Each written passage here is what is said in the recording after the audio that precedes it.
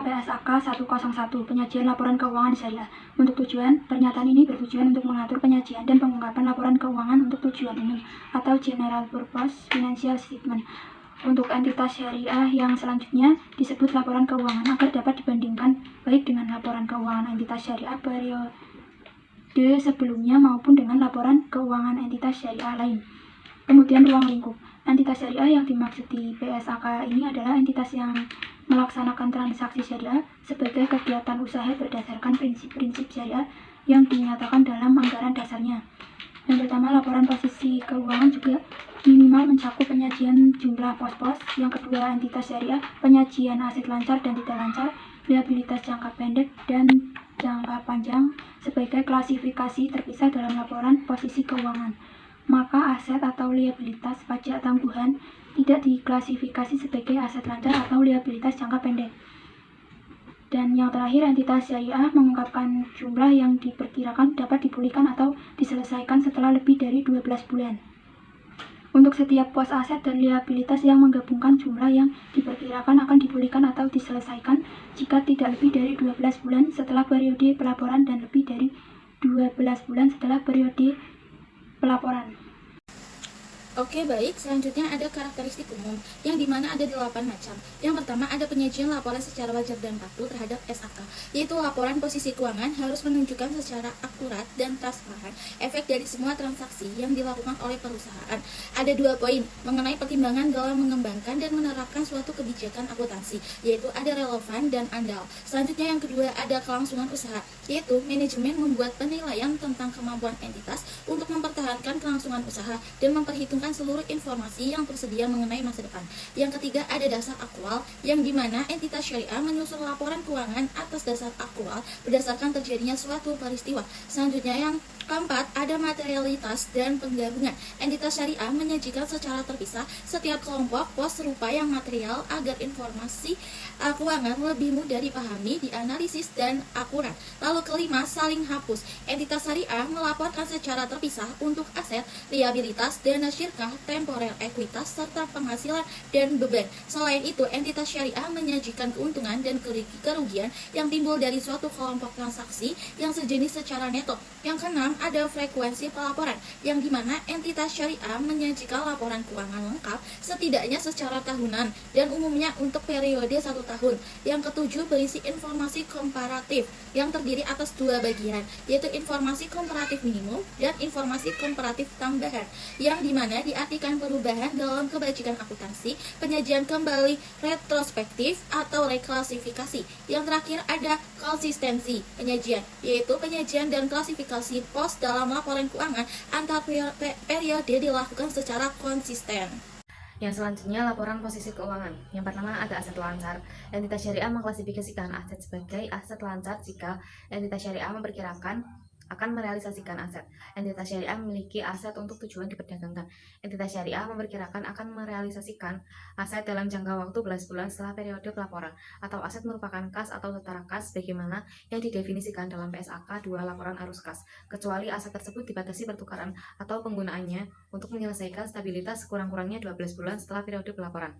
Yang kedua, liabilitas jangka pendek, yaitu suatu liabilitas diklasifikasikan sebagai liabilitas jangka pendek jika entitas syariah memperkirakan akan menyelesaikan liabilitas dalam siklus operasi normalnya.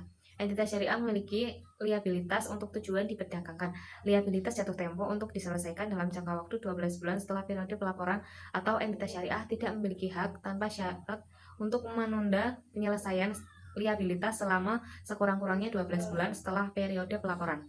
Yang terakhir, informasi yang disajikan dalam laporan posisi keuangan atau catatan atas laporan keuangan. Entitas syariah mengungkapkan hal berikut dalam laporan posisi keuangan atau laporan keuangan atau laporan perubahan modal ekuitas atau dalam catatan atas laporan keuangan, yaitu yang pertama untuk setiap jenis saham, yang kedua deskripsi mengenai sifat dalam ekuitas tujuan setiap pos cadangan. Laporan laba rugi dan penghasilan komprehensif lain. Laporan laba rugi komprehensif menyajikan sebagai tambahan atau atas bagian laba rugi dan penghasilan komprehensif lain. Laba rugi, total penghasilan komprehensif lain, dan penghasilan komprehensif untuk periode berjalan, yaitu total laba rugi dan penghasilan komprehensif lain. Entitas syariah menyajikan pos-pos berikut sebagai tambahan atas bagian laba rugi dan penghasilan komprehensif lain, sebagai alokasi dari laba rugi dan penghasilan komprehensif lain untuk periode berjalan. laba rugi untuk periode yang dapat diretribusikan, penghasilan komprehensif untuk periode yang dapat didistribusi. Informasi yang disajikan dalam bagian laba rugi. Bagian laba rugi mencakup pos-pos yang menyajikan jumlah berikut untuk periode, yaitu pendapatan usaha bagi hasil untuk pemilik dana, bagian laba rugi dari entitas, asosiasi, dan ventura bersama yang dicatat dengan menggunakan metode ekuitas.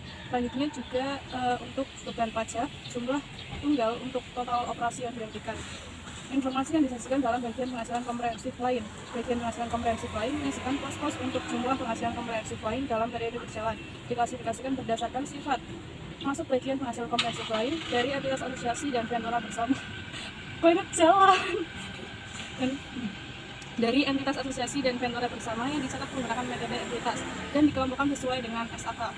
Tidak ada deklasifikasi lebih lanjut ke laba rugi dan akan dideklasifikasi lebih lanjut ke laba rugi ketika kondisi tertentu terpenuhi. Laba rugi.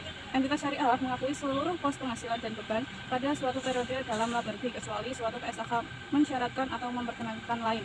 Penghasilan komprehensif lain. Entitas syariah mengungkapkan jumlah pajak penghasilan terkait dengan setiap komponen dari penghasilan komprehensif lain termasuk penyesuaian reklasifikasi baik dalam laporan laba rugi dan penghasilan komprehensif lain atau dalam catatan atas laporan keuangan. Laporan perubahan ekuitas. Informasi yang disajikan dalam laporan perubahan ekuitas entitas syariah menyajikan laporan perubahan memuat informasi sebagai berikut. A. Total penghasilan komprehensif selama satu periode yang menunjukkan secara terpisah jumlah total yang dapat didistribusikan kepada pemilik entitas induk dan kepada kepentingan non-pengendali. B. Untuk setiap komponen ekuitas, dampak penerapan retrospektif atau penyajian kembali secara retrospektif yang diakui sesuai dengan PSAK 25, yaitu kebijakan akuntansi, perubahan, estimasi, akuntansi, dan kesalahan.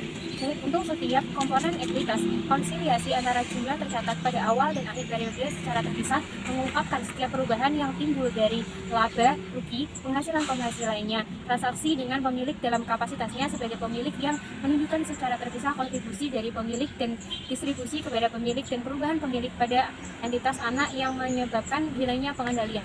Laporan arus kas.